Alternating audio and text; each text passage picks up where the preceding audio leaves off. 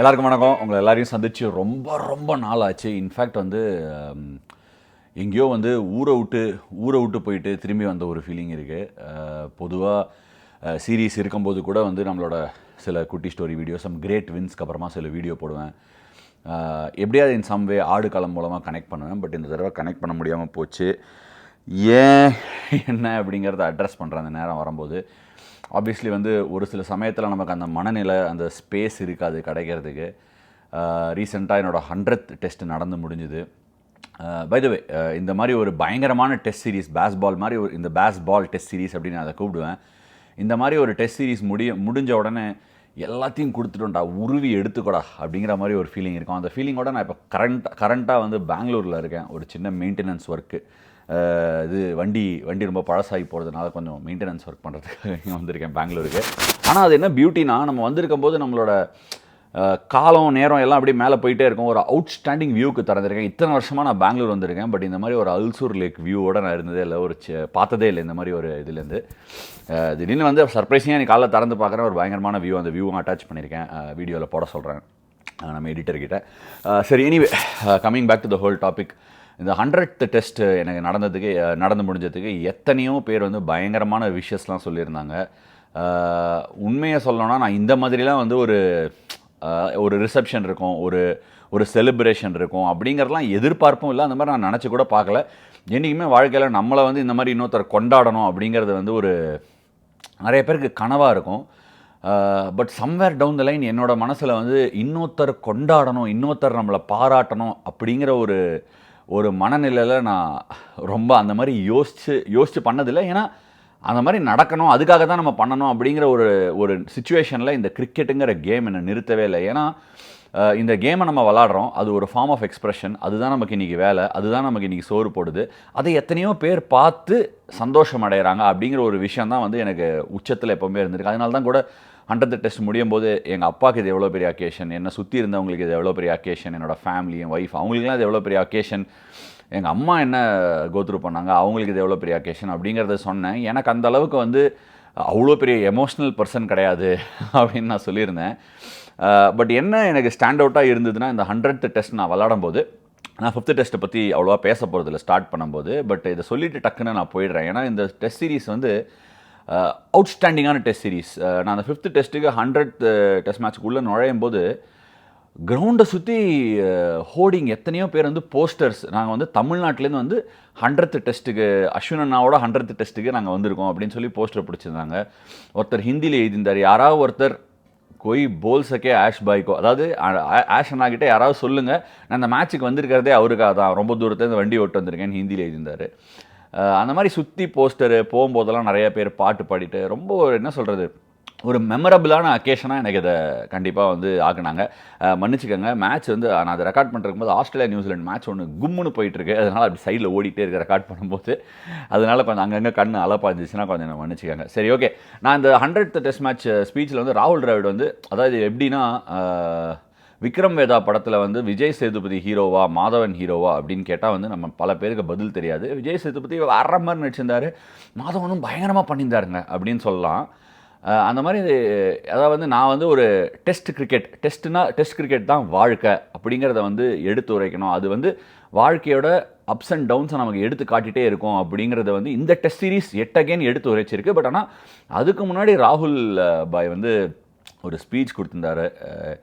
எனக்கு வந்து இந்த பர்டிகுலர் ஸ்ட்ரிண்டில், அதாவது ராகுல் டிராவிட் த பிளேயரோட நான் கிரிக்கெட்டராக ஆரம்பித்து விளையாடிருக்கேன். பட் இந்த கோச்சாக விளையாடும்போது அவர் வந்து எனக்கு ஒரு பயங்கரமான, அவர்கிட்ட வந்து எப்படி சொல்கிறது, அது ஒரு ஸ்பெஷல் அட்டாச்மெண்ட். எதையுமே சொல்ல யோசிக்க மாட்டேன், எது வேணால் சொல்லலாம். மனுஷன் வந்து தப்பாகவே நினச்சிக்க மாட்டார். அவர் தப்புனா கூட நம்ம சொல்லலாம்.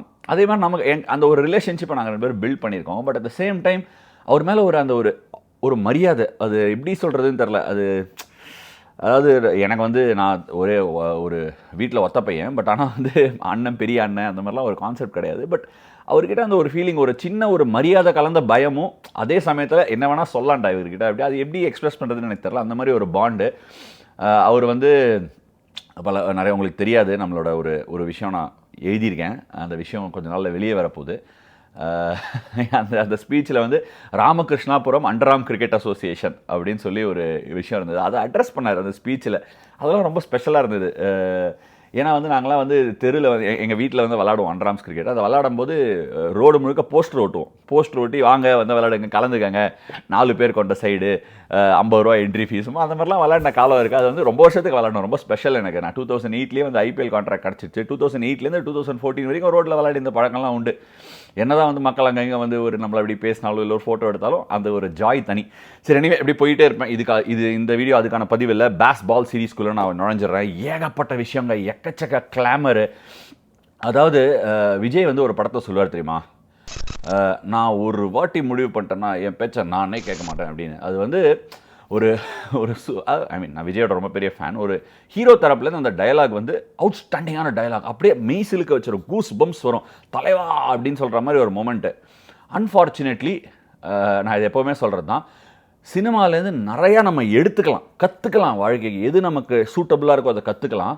ஆனால் ரொம்ப இந்த ஹீரோயிசம், ரொம்ப இந்த பாக்ஸ் ஆஃபீஸம் வந்து நம்ம அப்படியே எடுத்துக்கிட்டு ரொம்ப சீரியஸாக பிஹேவ் பண்ணிட்டோம்னா வெளி உலகத்துக்கு கொஞ்சம் சில சமயம் வந்து என்னடா அப்படிங்கிற மாதிரி ஒரு சிரிப்பு வந்துடும்.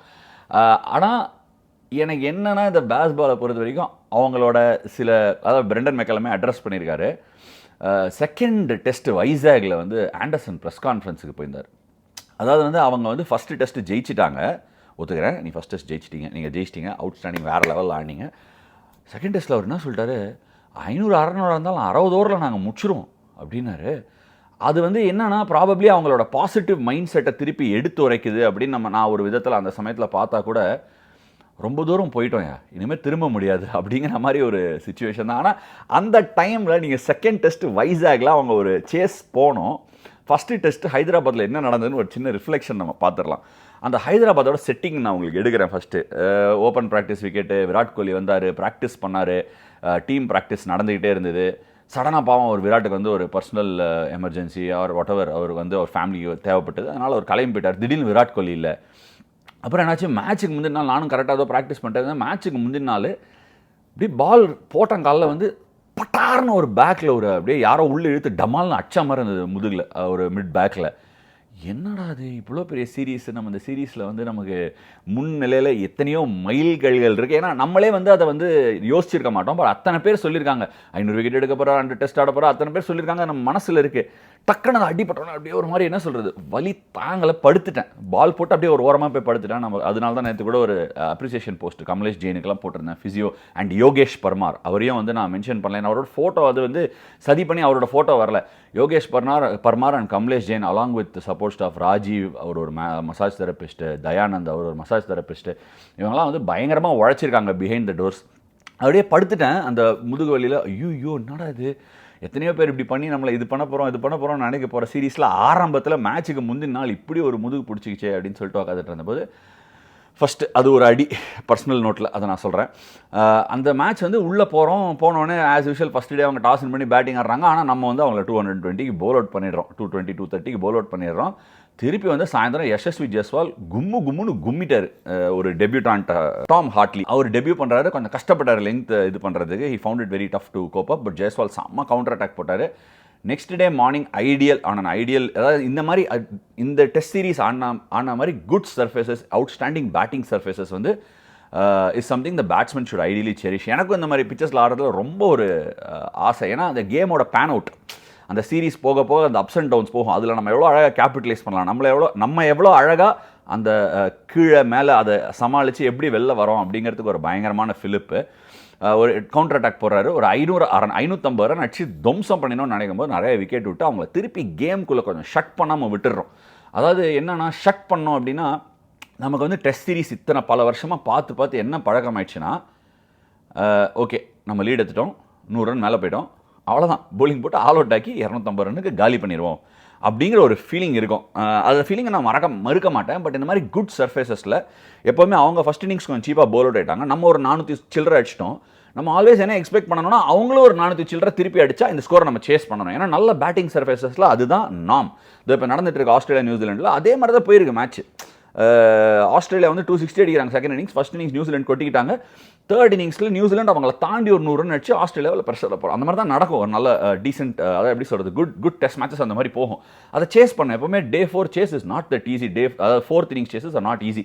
சரி, குயிக்காக போய்டுறேன். இந்த ஆலி போப்போட outstanding, unbelievable, never ever seen in India sort of a knock. அதாவது ஏன் யாருமே ஆடலையா இந்தியாவில்? டெஃபினட்டாக ஆடி இருக்காங்க. ஒரு ஆடின கைண்ட் ஆஃப் ஷாட்ஸ், ஸ்லிப்புக்கு தலைக்கு மேலே ஐட்டம் ஷாட் ஆனார். ஏதோ இப்படி தூக்கி தலைக்கு மேலே வாரி போடுறது ஐட்டம் ஷாட்னு நம்ம ஊரில் சொல்லுவோம்.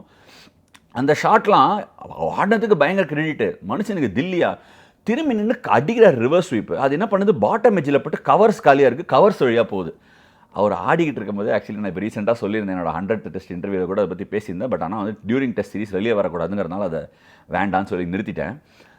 அந்த டெஸ்ட்டை ஒரு ஆலிபாப் ஆட ஆரம்பித்த உடனேயும் ஒரு க்ராலியும் டக்கெட்டும் ஸ்டார்ட் பண்ண உடனேயும் எனக்கு என்ன தோணுச்சுன்னா, என்னடா இது, என்னவோ சரியில்லையே. மைக்கேல் மதன காமராஜனில் சொல்லுவோம் அந்த டயலாக். அவர் வந்து என்னம்மா அப்பா ஒரு மாதிரி பேசுகிறாரு அப்படிங்கிற மாதிரி, என்னடா இந்த டெஸ்ட்டு ஒரு மாதிரி போகுது, எங்கேயோ பார்த்த மாதிரி இருக்கே அப்படின்னு மனசில் ஒரு சிந்திப்பு வந்தது. என்னன்னா, அந்த சண்டிமாலும் லஹிரு திருமணையும் கால் டெஸ்ட்டில் விளையாடுவாங்க. Down and out Sri Lanka. அவர் சண்டிமால் திடீர்னு வந்து ஸ்விட்சிட்டு ரிவர்ஸ் ஸ்வீப்பு கீப்புன்னு சொல்லி லஞ்ச்லேருந்து டீக்குள்ளே 160 ரன் அடிச்சிருவாங்க ஒரு செஷனில். அதே மாதிரி ஆலி பப்புக்கு பட்டதெல்லாம் பட்டா பாகியம், படாட்டி லேகியம். லேகியமே இல்லை, எல்லாமே பாகியமாக பட்டுச்சு. நம்மளும் அஃப்கோர்ஸ் அங்கங்கே அவங்க வாய்ப்பு, இந்த மாதிரி டெஸ்ட் மேட்ச்சில் மொமெண்டம் அவங்ககிட்ட இருக்கும்போது திருப்பி அந்த டெஸ்ட் மேட்ச்சை கொண்டு வரது கொஞ்சம் கஷ்டமாகும். அந்த சமயத்தில் மிஸ்டேக்ஸ் பண்ணுவாங்க. ஆனானப்பட்ட எவ்வளோ பெரிய ஜாம்பவானாக இருந்தாலும் மிஸ்டேக்ஸ் பண்ணுவாங்க. நம்ம ஃபீல்டில் ஒரு சில மிஸ்டேக்ஸ் பண்ணோம், போலிங் எக்ஸிக்யூஷனில் ஒரு சில மிஸ்டேக்ஸ் பண்ணோம். எல்லாம் முடிஞ்சு ஆல் இன் ஆல் அவங்க ஒரு எக்ஸ்ட்ராடினரி ஸ்கோரை போட்டால், எக்ஸ்ட்ராடினரியில் 200 எனக்கு தெரிஞ்சு நம்ம வந்து டெஃபினட்டாக வந்து அந்த கேம் வந்து சேஸ் பண்ணியிருக்கலாம் கொஞ்சம். அதான் எப்படி சொல்கிறது, என்ன ஆகுனா, ஹைதராபாத் வந்து ஒரு ரொம்ப ஸ்லோ சர்ஃபேஸ்னால் எப்படின்னா பார்க்குறதுக்கு அப்படி திரும்புகிற மாதிரி இருக்கும். ஆனால் அந்த திரும்புறது எப்படி திரும்பும்னா, அப்படி பிச்சாய், நான் திரும்புறேன்டா அப்படின்னு பால் சொல்லிகிட்டே திரும்பும். இப்படி பிச் ஆகிட்டு நான் திரும்புகிறேன், என்ன பார்க்குறியா அப்படின்னு சொல்லி மெதுவாக போகும். நீங்கள் இன்ஃபேக்ட் அது பீட்டன் ஆகும்போது பார்த்துக்கிட்டே இருக்கலாம், பால் போகும். ஆனால் என்ன ஆயிரும்னா, சம்டைம்ஸ் இப்போ வந்து பிசிசிஐயும் ஒரு அவுட்ஸ்டாண்டிங் ஒரு இது ஒரு முன் உதாரணமாக ஃபஸ்ட் கிளாஸ் கிரிக்கெட் விளாடுறது வந்து ரொம்ப முக்கியங்கிறத எடுத்து உரைச்சிருக்காங்க. அது ஆப்வியஸ்லி என்னென்னா, ஐபிஎல்லை மட்டுமே முக்கியமாக பார்க்காதீங்க அப்படிங்கிறதுக்கான ஒரு எடுத்துக்கிட்ட அந்த மூவை வந்து நான் பயங்கரமாக வரவேற்கிறேன். அதில் ஒன்றும் சந்தேகமே கிடையாது. அது என்னன்னா, நம்ம டெஸ்ட் டீமில் நான் சுற்றி விசாரித்த போது அந்த 11ல் விளாடினவங்க யாருமே வந்து ஹைதராபாத்தில் மேட்சஸ் விளாடினதில்லை மோஸ்ட்லி. இன்ஃபேக்ட் ரோஹித்தே வந்து கடைசியாக நம்ம டெஸ்ட் மேட்ச் ஆனது பங்களாதேஷோட அந்த மேட்ச் ஆடினாரான்னு தெரியல, யாருமே ஆடினதில்லை. ஸோ யோசிச்சு பாருங்கள், இதே ஒரு இங்கிலாந்து டீமில் இருக்கிற பிளேயர்ஸாக இருந்தால், அந்த இங்கிலாந்து டீமில் இருக்கிற 11ல் இருக்கிறவங்க நான் லார்ட்ஸில் மேட்சே ஆடினதில்லை, ட்ரெண்ட் பிரிட்ஜில் ஃபஸ்ட் கிளாஸ் மேட்ச் ஆனதே இல்லை அப்படின்னு சொல்லுவாங்களான்னு கேட்டால் ரொம்ப ஆச்சரியம். ஏன்னா இங்கிலாண்டில் அவ்வளோதான் டெஸ்ட் வென்யூஸ் இருக்குது, ஒரு 7, 8, 9 இருக்குது, அவ்வளோதான்.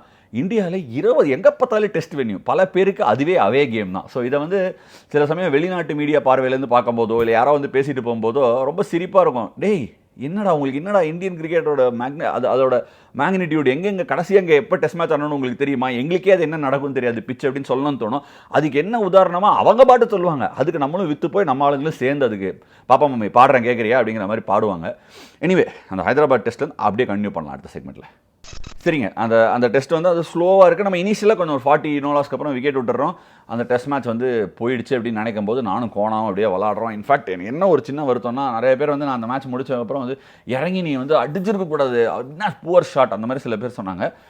என் மனசில் என்னென்னா 55 ரன் இருந்தது, பும்ரா சிராஜ் இருந்தாங்க, ஒரு 2 6 படணும், ஒரு பவுண்டரி 2 பவுண்டரி, ஒரு சான்ஸ் எடுத்து தான் ஆகணும். அது வரைக்கும் கோணம் இருந்ததுனால டிஃபென்ஸ் ஆடி கிரைண்ட் பண்ணி, இன்ஃபேக்ட் வந்து அன்றைக்கி நாங்கள் ஆடி இருந்தோம்னா அடுத்த நாள் காலை எவ்ரிடே மார்னிங் கொஞ்சம் டியூ வந்தது. டியூ வந்தால் பால் ஈரமாயிரும், விக்கெட்லேருந்து கொஞ்சம் ஸ்கிட் ஆகும், மார்னிங் ஒரு ரோலர் கிடைக்கும். அந்த டெஸ்ட் மேட்ச்சு கொஞ்சம் வீவர் புட் அண்டர் ப்ரெஷர் இந்த லாஸ்ட் பார்ட், அந்த வாலிபாப்போட இன்னிங்ஸ்ல எல்லாம் டர்ன் ஆயிடுச்சு. பட் மேட்ச் முடிஞ்சோடனே ஒரு சூப்பர் பாயிண்ட் நானும் ரியலைஸ் பண்ணேன். அண்டு ராகுல் பாயும் சூப்பராக சொன்னார். என்னென்னா, அவங்க எக்ஸ்ட்ராடினரி ஒரு பேட்டிங் டிஸ்பிளே போட்டு ஒரு அவுட்ஸ்டாண்டிங் போலிங் எஃபர்ட்டை கடைசி 4th இன்னிங்ஸில் கொடுத்து சம்மர் ரெசிலியன்ஸ் காமிச்சு 7th 8th விக்கெட்டுக்கு 100 ரன் பார்ட்னர்ஷிப் போட்டு நம்மளை 28 ரனில் தோக்கடிச்சிருக்காங்க அப்படின்னாரு. அதாவது வந்து அந்த பிளேயர்ஸ் இல்லை, நம்ம ஒரு ஹியூஜ் ட்ரான்சிஷன், எல்லாமே யங் பிளேயர்ஸ் இருக்கும்போது என்னென்னா அவங்களோட ஸ்கில்லையோ டேலண்ட்லேயோ கொஸ்டினே வராது. என்ன மேட்டர்னா, கரெக்டான சமயத்தில் லைஃப்பில் அதாவது என்ன பியூட்டினா, கரெக்டான நேரத்தில் கரெக்டான சமயத்தில் கரெக்டான விஷயங்கள் பண்ணால் லக்கு நம்ம சைடு மாறிடும். அதே மாதிரி தான் டெஸ்ட் கிரிக்கெட்டும். அந்த சமயத்தில் இவ்வளோ தான் பண்ணணும், அவுட்ஸ்டாண்டிங்காக எக்ஸ்ட்ராடனரியாக ஒன்றும் பண்ண வேணாம். குட் டெஸ்ட் கிரிக்கெட்டர்ஸ் எப்படி உருவாராங்க, அந்த சமயத்துக்கு என்ன தேவையோ அதை பண்ணுவாங்க டிசிப்ளினோட. அதுதான் குட் டெஸ்ட் கிரிக்கெட். அது லாங்கர் டியூரேஷனுக்கு ஹோல்ட் பண்ணுறவன் பிஸ்தாகி டோல் டெஸ்ட் கிரிக்கெட்டர் ஆயிரும். ஸோ அந்த மேட்ச்லேருந்து எடுத்தது என்னென்னா, 1-0 பேஸ்பால் அந்த பாட்டு இருக்குது, அவங்க ப்ராக்டிஸ் பண்ணாங்க. அதில் எக்கச்சக்க ஆர்டிக்கல் வேறு. அவங்க ஸ்வீப் ரிவர்ஸ் ஸ்வீப் தான் கடைசி 1.5 வருஷமாக சாப்பிட்றாங்க, குடிக்கிறாங்க, தூங்குறாங்க அப்படிங்கிற மாதிரி நிறைய பேர். இது ஒன்று I feel those are romanticising the games. அதாவது அந்த காதலோட கேமை பற்றி எழுதும்போது அது படிக்கிறதுக்கு சூப்பராக ஒரு சுவாரஸ்யமாக இருக்கும். ஸோ அந்த மேட்ச் முடிஞ்சு வைசாக் பண்ணோன்னே இந்த மாதிரி டெஸ்ட் மேட்ச் அந்த ஸ்ரீலங்காவோட ஆடினன்ஸ் சொன்னல சண்டி மேலே, அதே மேட்ச்சுங்க. எனக்கு தெரிஞ்சு ஒன்றும் டிஃப்ரென்ஸே இல்லை கேமில். அங்கேயும் ரங்கநாயரத்தை வந்து செகண்ட் இன்னிங்ஸ் 7 எடுத்துருவார், நம்மளை ஆட்டம் க்ளோஸ் பண்ணுவார், 6 or 7 எடுத்துருவார், 8 ப்ராப்ளி 8. ஸோ இந்த மேட்சும் அதே ஜோனில் தான் போச்சு. அண்ட் என்னென்னா அவங்களோட யங் ஸ்பின்னர்ஸ் அவங்க வந்து நல்லா பண்ணியிருக்காங்க. அது ஒரு பெரிய பூஸ்ட். அண்ட் ஸ்டோக்ஸோட கேப்டன்சி, ஃபீல்டை இப்படி நிறுத்தினார் அப்படி நிறுத்தினார், அந்த மாதிரிலாம் எக்கச்சக்க ஒரு பாட்டு அவரும் ரன் அடித்தார். செகண்ட் டெஸ்ட் போனோடனே இன்னும் ஞாபகம் இருக்குது, மீட்டிங்லேயும் சரி இதுலேயும் சரி நான் எக்கோ பண்ண ஒரு விஷயம் என்ன அப்படின்னா, வாழ்க்கையில் நல்லா யோசிச்சு பாருங்கள், வாழ்க்கையை ஒரு லேடராக பாருங்கள், ஒரு ஏணியாக பாருங்கள். ஏணியில் மேலே போய்கிட்டே இருக்கும். ஓகே, அதாவது ஃபஸ்ட் டெஸ்ட் அப்படி மேலே போயிட்டே இருக்கும், தடார்னு யாரோ தலை மேலே கொட்டாங்க, டமால்னு கீழே விழுந்துட்டீங்க, கீழே போயிட்டீங்க. ஆனால் கூட ஏறி இந்த பையன் மேலே தான் இருக்கான். ஸோ இப்போ என்ன ஆகும், இங்கிலாந்து மேலே இருக்கான், நம்ம கீழே இருக்கோம். இப்போ மேலே ஏறணும், ஒரு படியாக தான் ஏறணும். இப்போ ஒரு படியாக ஏறும்போது அந்த இங்கிலாந்து டீமில் இருக்கிற ஒருத்தனா பார்ப்போம், ஒருத்தன் என்ன பண்ணுவான், ஏணியில் மேலே இருக்கிறவன் நீ மேலே வரக்கூடாதுன்னா என்ன பண்ணுவான், கொட்டுவான், மிதிப்பான். ஏன்னா அவங்ககிட்ட பவர் இருக்குது, மேலே இருக்கான். அந்த 1-0 டவுனு வைசாகில் பாபா அந்த காலையில் வந்து ஜிம்மி ஆண்டர்சன் போட்ட ஸ்பெல்லு, ரோஹித்துக்கு போட்ட பாலு, யசஸ்வி ஜெய்ஸ்வால் லோன் ஃபைட்டிங், அந்த டபுள் 100 புட்டஸ் அஹெடுன்னு சொல்ல மாட்டேன், இன்னும் கூட நமக்கு ஒரு 100 ரன் இருந்தால் நல்லா இருந்திருக்கும் ஃபஸ்ட் இன்னிங்ஸ். ஏன்னா அதுவும் சரியான பாட்டா விக்கெட்டு, அவுட்ஸ்டாண்டிங் பாட்டா விக்கெட். இன்ஃபேக்ட் இந்த சீரீஸ் வந்து எனக்கு தெரிஞ்சு வேற 2 டீம், ஒருவேளை ஆஸ்திரேலியா விளையாடினா எனக்கு பல சமயத்தில் தோணிச்சு இந்த சீரீஸில் 2 ட்ரா வந்திருக்குமோ அப்படிங்கிற ஒரு ஃபீலிங் இருந்தது. டெஃபினட்டாக 2 ட்ரா இல்லைனாலும் ஒரு ட்ரா ஷுவராக வந்திருக்கும். ஏன்னா அந்த பிக்சர்ஸ் அந்த மாதிரி இருந்தது. ஏன்னா ஆடிருப்பாங்க, நம்மளும் 4 செஷன் ஆடிருப்போம், அவனும் 5 செஷன் ஆடிருப்பான், கேம் போயிருக்கும். பட் இங்கிலாண்டோட இந்த அப்ரோச்சில் நம்ம என்ன தான் வந்து ரொம்ப தூரம் போயிட்டோம் மாறா, இனிமேல் பேசுறது செய்யறது எல்லாமே இந்த மாதிரி தான் சொன்னாலும், அவங்களோட அப்ரோச்சில் ஒரு விஷயம் என்னென்னா, பல டெஸ்ட் மேட்ச்சில் அவங்கள நம்மளை ப்ரெஷரில் போட்டாங்க. அந்த ப்ரெஷர் பற்றி நான் சொல்கிறேன். அந்த ப்ரெஷர் எப்படின்னா, இவங்க 3 செஷன் ஆனால் நம்ம 5 செஷனில் ஆடுறத பிடிச்சிடுறாங்கடா, அஹேடு கூட போயிடுறாங்கடா, அதனால் நமக்கு அந்த ஆடி எடுக்கிற டைம் இல்லை, மேட்ச் எல்லாமே ரிசல்ட்டை நோக்கி போகுது. ஸோ நம்மளும் ரன்னு கொஞ்சம் அடிக்கணும், விக்கெட் எடுத்தே ஆகணும், ஒரு எஃபர்ட் போட்டு ஆகணும், ஒரு டிஃப்ரெண்ட்டாக கொண்டு வரணும் ஏதாவதுங்கிறது வந்து டெஃபினட்டாக மனசில் இருந்துகிட்டே இருந்தது. இந்த வைசாக் டெஸ்ட்லேயும் அதே மாதிரி தாங்க நடந்தது. என்ன எனக்கு ஒரு சின்ன இதுனா, முள் மேல் தவம் அப்படிங்கிற மாதிரி அந்த 3rd இன்னிங்ஸ் நம்ம பேட்டிங் ஆடுவோம், அதாவது டெஸ்ட்டில் மேலே போயிடுவோம். அஃப்கோர்ஸ் 3rd இன்னிங்ஸ்குள்ளே போகிறதுக்கு முன்னாடி இந்த கேஎல் ராகுலும் ஜடேஜாவும் ஹைதராபாத்துக்கு அப்புறம் இன்ஜூர் ஆகிட்டாங்க. பெரிய ப்ளோ. ஏன்னா அவங்க 2 பேர் ரன் வேறு அடிச்சிருந்தாங்க ஹைதராபாத்தில், ஹியூஜ் ப்ளோஸ். எப்படிடா இது ஃபில் ஆக போகுது, புது பசங்க வராங்க, முகேஷ் குமார் ஆடினார் அந்த மேட்ச்சு, அக்ஷர் பட்டேல் அஃப்கோர்ஸ் ஆடினா, குல்தீப் ஆடினார் அந்த match, which I think is a very big turning point in the series itself. Kuldeep bring something different to this entire bowling attack. எங்களோட bowling அட்டாக்ல எல்லாரையும் காம்ப்ளிமெண்ட் பண்ணி ஒரு எக்ஸ்ட்ரா ஒரு டூத் ஒன்று கொடுக்குறாரு அவர் he is giving that extra ஒரு போனஸ். ஸோ இந்த டெஸ்ட்டுக்குள்ளே போகும்போது இந்த ஃபஸ்ட்டு நம்ம ஆட்டோம் ஒரு 500 ரன் திருப்பி அடிச்சிருக்க வேண்டியது, 400 390 தான் அடித்தோம். அவங்க again as usual Crawley and Duckett. இந்த கிராலி அண்ட் டக்கெட் பார்ட்னர்ஷிப் பற்றி பேசுனது எப்படின்னா, ஃபஸ்ட்டு டெஸ்ட் வந்து ஆலிபாப் ஸ்வீப் அடிச்சார். ஃபஸ்ட்டு டெஸ்ட் முடிஞ்சவொடனே எங்களுக்கு புரிஞ்சது என்ன அப்படின்னு, எனக்கு புரிஞ்சது, எங்களுக்குன்னு சொல்கிறது எனக்கு புரிஞ்சது என்னென்னா, இவங்க பேஸ்பால்னால் அடிக்க போகிறது மட்டும் இல்லை, டிஃபென்ஸே ஆட போகிறது இல்லை. அதாவது அவங்க அடிக்கணுங்கிறது மட்டும் அவங்க நோக்கம் கிடையாது, அடிக்கணுங்கிறதே நோக்கம் கிடையாது, டிஃபென்ஸே ஆடக்கூடாதா, டிஃபென்ஸ் ஆடினா நம்ம அவுட்ரா அப்படிங்கிற ஒரு மனநிலையில் பல பேர் வந்திருந்தாங்க. அதில் ஜோ ரூட்டு சேர்ந்தது வந்து எனக்கு ஒரு சில ஆச்சரியம் வந்தது. ஏன்னா வேர்ல்டு கிரிக்கெட்டில் பெஸ்ட்டு டிஃபென்ஸ் அப்படின்னு எடுத்திங்கன்னா ஜோ ரூட் வந்து ஃபஸ்ட் ரேங்க் வாங்குவார் என்னை பொறுத்த வரைக்கும், அகேன்ஸ்ட் ஸ்பின். அதில் எனக்கு எந்த விதமான சந்தேகமே கிடையாது. அவரும் அந்த அப்ரோச்சுக்கு பைன் பண்ணி விளாடினார். சரி, அதை பற்றிலாம் பேசலாம். ஆனால் இந்த அந்த டெஸ்ட் வந்து அவங்க அஹேடு போகிற மாதிரி இருந்தது. கிராலி ஒரு அவுட்ஸ்டாண்டிங் நாக் விளையாடிட்டு ஒரு 1 down 2 down இருந்தாங்க. ஐயோ என்னடா ஒரு 450 ரன் 500 ரன் அடிச்சா திருப்பி 3rd இன்னிங்ஸில் ப்ரெஷர் போடுவாங்களேடான்னு யோசிச்சுட்டே இருக்கும்போது வந்தார். One of the most unbelievable spells of fast bowling in the recent times of test cricket நான் பார்த்தது அதுதான். Jasprit Bumrah, what a beast, what an unbelievable spell. பால்ஸை பற்றிலாம் நான் சொல்ல வேணாம். அந்த ஆலி போப்புக்கு போட்ட பால் வந்து will hold good forever, for times, it will stand the test of times. என்னை பொறுத்த வரைக்கும் ஒரு டெஸ்ட் மேட்ச்சில் அந்த மாதிரி ஒரு யார்க்கரை நெயில் பண்ணி கேமோட மொமெண்டமை மாற்றி ஜோ ரூட்டை சச்சாக்குன்னு வாங்கின ஸ்லிப்புக்கு போய் கம்ப்ளீட் மொமெண்டமை ஒரே செஷனில் கில் பண்ணி நம்மளை திருப்பி மேட்ச்குள்ளே எடுத்துகிட்டு வந்தார். ஆக்சுவலி மேட்ச்சில் அவங்க தான் முன்னாடி இருந்தாங்க. அங்கேருந்து பெரிய லீடு கிடச்சது அப்பா அப்படின்னு இருந்தது. அப்புறம் செகண்ட் இன்னிங்ஸில் நம்ம ஒரு ஆட்டோன்னு ஆடினோம் பாருங்கள். ஐயோயோ மேட்சை பார்க்க முடியலைங்க. என்னடா ஒன்றுமே இல்லையேடா, அந்த விக்கெட்டில் இப்படி க்ளீனாக இன்னொரு 300 350 ரன் அடிச்சிடலாமேடா, அடிச்சா கேம் க்ளோஸ் ஆயிருமேடான்னு நினச்சிட்டே இருக்கும்போது, ஏன்னா எப்படி தெரியும்ல இந்த மாதிரி விக்கெட்ஸ்லாம் நிறைய பேருக்கு இந்தியன் ஃபர்ஸ்ட் கிளாஸ் கண்டிஷன்ஸில் விக்கெட்ஸை பற்றி தெரியாது. இது வந்து சம்மர் டைம்ஸ் கிடையாது, உடையாது விக்கெட்டு, பெட்டர் ஆகிக்கிட்டே போகும் சில சமயம். ஏன்னா எவ்ரிடே மார்னிங் டேம்ப்னஸ் மாய்ஸ்சர் வரும், ஒரு ரோலர் கிடைக்கும், விக்கெட்டை வேறு மாதிரி செட்டில் ஆகிடும். அப்படி நினச்சிட்டு இருக்கும்போது இந்த மாதிரி ஒரு என்னடா அப்படி பண்ணுறீங்க, காலையில் வர சுப்மன் கில் போயிட்டு பட்டார்னு காலில் வாங்குவார். பாவம் காலில் வாங்கினேன், என்னடா இந்த பையனுக்கு கெட்ட நேரத்தோடு இப்படி வேறு அப்படின்னு நினச்சிட்டே இருக்கும்போது அவருக்கே தெரியாது அது பேட்டுன்னு. அப்படி க்ளோஸாக வச்சிருக்காரு, அது பேட்டு பட்டு ஒரு ஸ்க்ராட்ச் வந்து அவர் ஒரு 100 அடிச்சு ஒரு 220 வந்து தேர்ட் இன்னிங்ஸில் வாய்ப்பே கிடையாது. பெரிய அப்படியே கேமை கீல் பண்ணிட்டோம்லாம் சொல்ல முடியாது. அப்படி சொல்லிகிட்டே இருக்கும்போது சுப்மன் கில் அந்த ஒரு 100 ஒன்று அடிச்சு அட்லீஸ்ட் ஒரு ரீசனபிள் 400 கிட்ட எடுத்துகிட்டு போயிட்டான். அதில் கூட வந்து நம்ம அந்த கடைசி நானும் பும்ராவும் இவரும் ரொம்ப நேரம் விளையாடிட்டு இருந்தோம், ஒன்று ஒன்றா. அதை வேற எனக்கு இப்போ அப்போ தெரியாது, அப்புறமா வேற சொன்னாங்க, என்ன இப்படி ஆடிட்டு இருக்காங்க, மெல்லமாக சுற்றிடணும். எதுக்கு சுற்றிடணும், இன்னொருத்தன் சுற்றுவான்னா நம்மளும் சுற்றணுமா, அவசியம் கிடையாது. அந்த 30 ரன் கூட இம்பார்ட்டன்ட் தான். கடைசியில் அந்த டெஸ்ட் மேட்சை நம்ம ஜெயிச்ச மார்ஜின் பார்த்தீங்கன்னா அவங்க 4th இன்னிங்ஸில் 300, நம்ம 3rd இன்னிங்ஸில் 220. அப்போ it tells you a story. ஆனால் அதில் என்னன்னா லுக்கிங் பேக் அட் இட், லைஃப்பில் எப்போவுமே ஒரு விஷயம் ரொம்ப உறுதிங்க என்னை பொறுத்த வரைக்கும். நம்ம நல்லா பண்ணும்போது அதுவும் அகைன் போகிறேன் கில்லி டைலாக்கே, கிரிக்கெட் ஆடலாம், கபடி ஆடலாம், என்ன வேணால் ஆடலாம், ஆணவத்தில் மட்டும் ஆடவே கூடாதுங்கிறதுக்கு டெஸ்ட் கிரிக்கெட் திருப்பி உதாரணம். டபார்னு ஃப்ளாட் ஆக்கிரும். என்ன மேட்டர்னா, நீ டெஸ்ட் சீரீஸில் 1-0 மேலே இருக்க, சரிப்பா நீ பேஸ்பால் ஆடுற, பயங்கரமாக ஆடுற, எங்கள் மேலாம் ப்ரெஷர் போடுற, ஓகே ஒத்துக்கிறேன், கிரெடிட் யூ, 1-0 அப் இந்த சீரீஸ். என்னை பொறுத்த வரைக்கும் Vizag test was the most important test. படிப்படியாக லேடரில் ஒருத்தன் ஏறி வரான். ஏறி வர்றது யார், இந்த சைடில் நம்ம அசியூம் பண்ணலாம். உதாரணத்துக்கு மேலே இருக்கிறது வந்து ஒரு பயங்கரமான சூப்பர் ஸ்டார், ஒரு இப்போ ஓகே பொலிட்டிக்கல் ரேஸில் பேர் சொல்ல முடியாது. மேலே இருக்கிற ஒரு ஆள் கீழே இருக்கிற ஆளை வளரவே விடக்கூடாது. இந்த கீழே இருக்கிறவன் வந்து ஆனால் பயங்கரமான வெறி பிடிச்சவன் மேலே வந்தால் ஜெயிச்சிருவான் அப்படின்னு தெரியும் போது அவனை கீழே நிறுத்துறது ரொம்ப முக்கியம். எப்படி நிறுத்துகிறோம், லைஃப்பில் பல பேர் நம்மளை பல விதத்துக்காக நிறுத்துவாங்க, பல காரணங்களுக்காக நிறுத்துவாங்க. ஆனால் அது எல்லாமே ஒரு காரணம் தான், நிறுத்தி அவங்க மேலே இருக்கிறதுக்கு அது ஒரு வழி. டெஸ்ட் கிரிக்கெட்டும் அதே தான், நமக்கு அதை திருப்பி சொல்லிக் கொடுக்குது. அந்த நம்ம ஸ்னேக் அண்ட் லேடர் மாதிரி மேலே இருக்காங்க, அவங்க என்ன பண்ணியிருக்கலாம், மெதுவாக டே இருறா அப்படின்னு வச்சு காலை வச்சு அமுத்தினே இருந்திருந்தால் போதும்.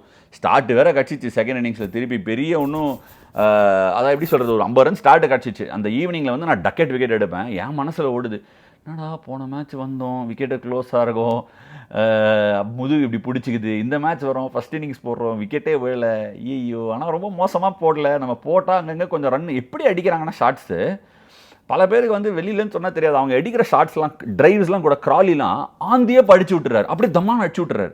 அது அடிக்கும்போது என்ன ஆகுனா, அந்த பால் ஒன்று கரெக்டாக போச்சுன்னு வச்சுக்கோங்க, அவுட் ஆயிடுவார். அந்த ஷாட் அப்படிப்பட்ட ஒரு ஷாட் 60-40 அந்த ரிஸ்க் டேக்கிங் எபிலிட்டியில் அந்த ஷாட் அடிக்கிறாங்க. அது சில சமயம் படும்போது நம்மக்கிட்ட இனஃப் ரன்ஸ் இல்லைனா அதை ப்ளே பண்ண முடியாது. ஏன்னா நீங்கள் ஒரு 10 பால் போட்டிங்கன்னா 5 4 அடிச்சு ஒரு அவுட் ஆயிடுவார். ஆனால் அந்த 5 4க்கு அந்த பார்ட்னர்ஷிப் வளருது. டக்கெட் வந்து முந்தின நாள் ஈவினிங் ஒரு ரிவர்ஸ் ஸ்வீப் தூக்கி சொருவினார், டாப் எட்ஜ் பட்டு தலைக்கு மேலே போயிடுச்சு. ஐயோ சரி கவலைப்படாதரா, அந்த 3 ஸ்டம்பை பார்த்து நறுக்குன்னு கரெக்டாக நமக்கு தெரிஞ்சது போடணுன்னு சிக்கன் எட்ஜ் வாங்கி மேலே போச்சு. கோனா பாரத் கேட்ச் பிடிச்சாரு. மேத்யூ வேடோட கேட்ச் அதே மாதிரி சாஹா பெங்களூர் டெஸ்ட்டில் பிடிப்பார். உடனே அந்த ஒரு பாசிட்டிவ் வைப்ஸ் வந்துச்சு.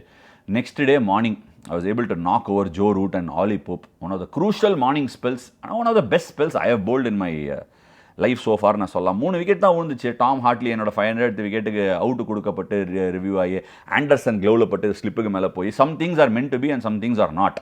அந்த டெஸ்ட் மேட்ச்லேயே எனக்கு 5 விக்கெட் விழுந்திருக்கலாம், ஆனால் 3 விழுந்தது. ஆனால் one of the outstanding spells I bowled என்னை பொறுத்த வரைக்கும். அகெயின் பேசுகிற வாயை நிறுத்த முடியாது. என்னை பொறுத்த வரைக்கும் 1000 பேர் அந்த ஸ்டேஜில் என்னென்னமோ பேசியிருக்கலாம், எத்தனையோ பேர் என்ன சுற்றி இருக்கிறனாலும் அஃபெக்ட் ஆச்சு. ஆனால் நான் ஒரு விஷயம் பியூட்டிஃபுல்லாக என்ன பண்ணுறேன்னா, சோஷியல் மீடியாவை கம்ப்ளீட்டாக அவாய்ட் பண்ணிடுவேன். அது முடிச்சதுக்கப்புறமா வந்து ஜாலியாக ஐ ஹேவ் மை ஃபன். நம்ம வேலையை முதல்ல பார்க்கணும், நம்ம பழப்பை ஃபஸ்ட்டு பார்க்கணும். ஸோ அந்த டெஸ்ட்டு முடியும் போது எனக்கு வந்து என்னடா 5 விக்கெட் விழல பரவாயில்லடா, ஆனால் செம ஸ்பெல்லு போட்டோம் அப்படின்னு நினைக்கும் போது, ஆனால் வெளியில் அந்த மாதிரி எட்டாதில்ல. ஏன்னா நம்மளை என்னை வந்து என்னோட பெஞ்ச் மார்க்லேயே ஜட்ஜ் பண்ணி நீ சரியில்லடா அப்படின்னு சொல்கிறவங்க வந்து எப்படின்னா, நான் எப்படி கேட்பேன்னா, சொல்கிறவங்களாம் யார் சார், உங்களுக்கு சொந்தக்காரங்களா, உங்களை பிடிச்சவங்களா? ஏன்னா உங்களை பிடிச்சவங்க நல்லா தான் பேச போகிறாங்க. உங்களோட நேரம் நல்லா இல்லைனாலும் உங்களை பேக் பண்ணுவாங்க, அவங்க இப்படி பண்ணாங்க அப்படி பண்ணாங்க. உங்களை பிடிக்காதவங்க தாழ்த்தினே தான் இருப்பாங்க. ஸோ ஆஸ் அகெயின் டெஸ்ட் கிரிக்கெட்லேயும் அதை சுற்றின்னு இருக்கிற பேச்சுலையும் ஒரு லேர்னிங், எனக்கும் சரி உங்களுக்கும் சரி எல்லாருக்குமே சரி லேர்னிங் என்னென்னா, உங்களை பிடிக்காதவங்களுக்கு உங்களை பிடிக்கவே போகிறதில்ல. அவங்களுக்கும் உங்களை பிடிக்கணும்னு நீங்கள் வாழ வேண்டிய அவசியமும் கிடையாது. அவங்களுக்கு உங்களை பிடிக்கிற மாதிரி நீங்கள் எதையும் பண்ணி காட்ட வேண்டிய நெசசிட்டியும் கிடையாது. நம்ம வாழ்க்கைங்கிறது நம்மளோட ஜேர்னி. அப்படியே ஒரு பக்கத்தில் போய்கிட்டே இருக்க வேண்டியதான். என்ன வாழ்க்கையில் life has been very kind கொடுத்துருக்கு. கிரிக்கெட்டே விளையாடி என் பொழப்ப மாறி இருக்குது, அதுக்கு மேலே என்ன வேணும்? நமக்கு அந்த மாதிரி பல பேருக்கு பிடிச்சதே வந்து தொழிலாக மாறுறதுக்கான வாய்ப்புகள் டெஃபினட்டாக இருக்காது, கம்மி. அது ஒரு சில பேருக்கு தான் அமையும். ஆனால் கிடைக்கிறத பிடிச்சிக்கிட்டு நம்ம பாதையில் போய் யாருக்காகவும் நம்ம மாறமே நான் பேசுகிறேன், நான் சந்தோஷமாக இருக்கேன்டா, கடவுள் எனக்கு ஒரு கார் கொடுத்துருக்கான், ஒரு பைக்கு கொடுத்துருக்கான், ஒரு வண்டி கொடுத்துருக்கான், நல்ல ஃப்ரெண்ட்ஸ் கொடுத்துருக்கான், நல்ல ஃபேமிலி கொடுத்துருக்கான்னு போயிட்டே இருக்கலாம். எட் அகேன் இது ஒரு சினர்ஜி, அது ஒரு லைஃபோட விஷயத்தை நிறைய கற்றுக் கொடுக்கும். So at the end of second test after a very good performance, I think அந்த ஈவினிங்லேயே கூட வந்து ஜஸ்பிரீத் பும்ரா வந்து ஒரு சரியான ஸ்லோவர் பால் ஃபோக்ஸுக்கு ஸ்ரேயஸ் ஐயரோட run out, the game was in the balance. எங்கே வேணால் ஏன்னா 100 ரன் பார்ட்னர்ஷிப் அந்த பிச்சில் ஒரு மேட்டரே கிடையாது, யார் வேணால் 100 ரன் பார்ட்னர்ஷிப் போட்டுருக்கலாம். ஸ்டோக்ஸோட ரன் அவுட் கரெக்ட் டைமில் வந்து ஃபோக்ஸுக்கு ஒரு ஸ்லோவர் பால் போட்டு எல்லாத்தையும் அப்படியே நெயில் பண்ணி 1-all. ஏனியில் மேலே இருந்தவன் கீழே இருந்தவனை கிட்ட, அதாவது பாதி வழி கூட வர விடலை, ஃபைட் பண்ணி தோத்துந்தோன்னா வந்தோண்டா அப்படின்னு சொல்லியிருக்கலாம். ஆனால் நடந்திருக்காது.